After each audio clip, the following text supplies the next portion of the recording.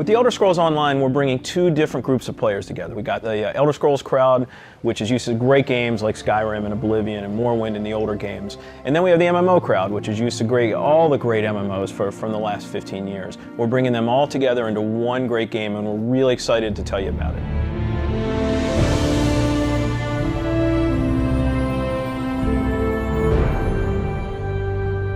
Elder Scrolls Online, everything you need to know about it is right in the name. It's Elder Scrolls, but it's online. And when the team set out, they wanted to create strategic real-time combat. We wanted to create a lot of world immersion. We wanted to create a landscape that was rewarded exploration. But all of that had to be brought together with really great social systems. So Elder Scrolls Online, it's set 1,000 years before Skyrim. And not only is it 1,000 years before Skyrim, but it draws on all the legends and everything that you've read about in the books that you find in Elder Scrolls games. So we've got 20 years of lore to draw upon.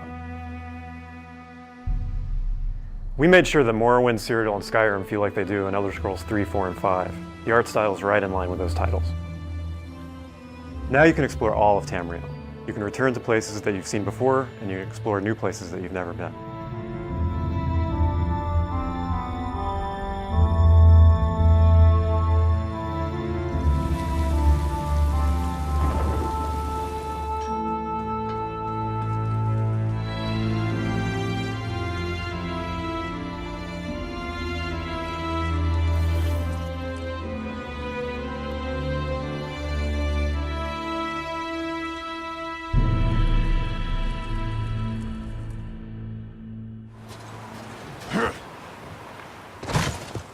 This is an Elder Scrolls combat system.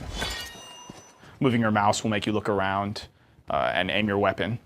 You can tap your left click to attack, hold it to power, hold your right click to block, and of course sprinting, crouching, and sneaking around play a role.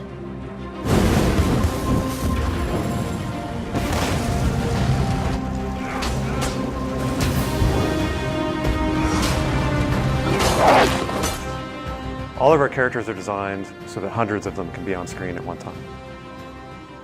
You're going to have lots of customization options to make your character look unique.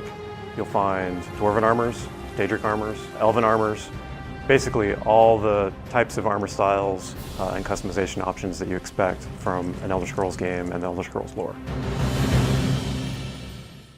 By far the worst experience of any online game is at its launch, when you're trying to find your friends, you can't find people, you create a character on one shard, and then you find out everyone else is on another shard, and you have to move. That experience is not good.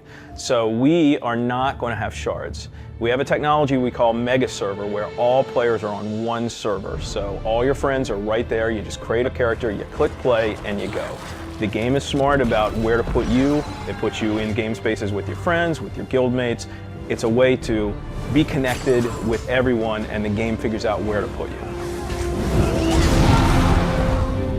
So with Elder Scrolls Online, one of the big things is that you'll be able to get together with your friends and overcome obstacles. So things like public dungeons, heroic dungeons, but most importantly, when you participate with your friends or even just with strangers, you're not competing for resources. You're all working together to overcome something, and you get equal credit for that. As a player, you're able to start off by picking one of 9 races. You'll be able to pick a class, so that's just the start though. From there, all of the choices you make with quests, all of the choices you make in which abilities you choose, which weapons you use, which armor you use, really help make your character stand out in the world. The basis for the customization system in Elder Scrolls Online is that you can use whatever weapon or armor type you actually want to use. You can play as a heavy armor character who's a tank with bow, or you can play as a mage who uses a two-handed weapon, or you can play as a sneaky guy who runs around healing people. With the combination that you've selected out of what armor type you use, what weapon type you use, and what class you use, really creates a unique character experience for you. One of the things you're going to be able to do that's going to make you stand out is you have perks. For instance, perks allow you to become a werewolf or a vampire, or maybe even have special pets. But it's not just about that. There are other things like how you increase your stamina, how you increase your magic, or how you increase your health that really take you from your initial class choice, and it makes you stand out because you're saying these are the things that are important to me. This is the way I want to play. This is the role I want to take in combat.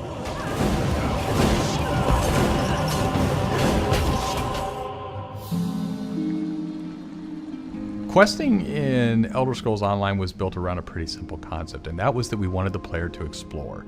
And we wanted, when the player explored, for them to be able to see something around a corner and say, oh, well, I was on this quest, but now I see something over there that's really interesting. And so they had this decision point of, you know, which thing do I do next? And that's really where we want the player to go. It's not what do I do next, it's which one of these things do I do next. The way a player finds quests in our game is really through exploration. As they wander around the world, we have an on-screen compass, and that really points out the areas of opportunity or points of interest to the player. When the player finds a point of interest in the world, this is really where all of our story content is. And they're an opportunity for the player to make a change in the world. And a really good example of that is there's a werewolf invasion. When the player gets there, they fend off the werewolf invasion, they save the town, and every time you come back to that village, you'll be remembered and thanked by the villagers. The werewolves will be gone just like you would have in Oblivion as the hero of Clutch. Once you hit level 50, that's really where the game opens up. At this point, you're going into Cyrodiil to PvP, or you're deciding you want to go on a heroic raid with your guild and your friends, or maybe you might go into an adventure zone, which is our way of getting you into a zone where you can play solo, you can play with a small group, or you can play with a really large group to overcome obstacles.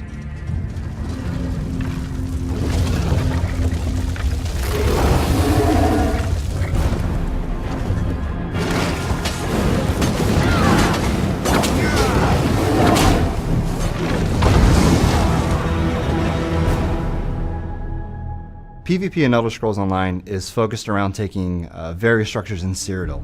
If you remember Cyrodiil from Oblivion, the space is very large, and that's a perfect setting for having three alliances fight each other.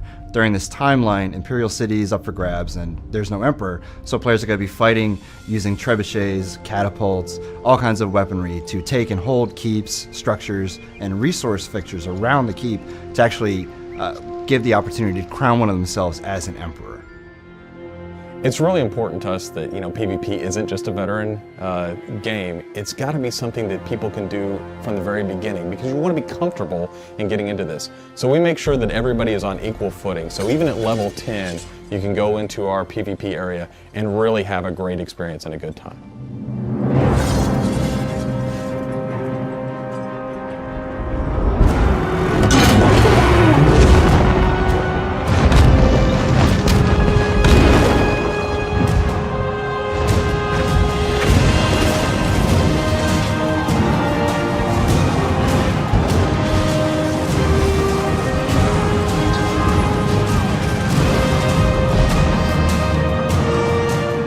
With a game the size of the Elder Scrolls Online, it's really hard to, in one demo, one presentation, one video, to list everything about the game.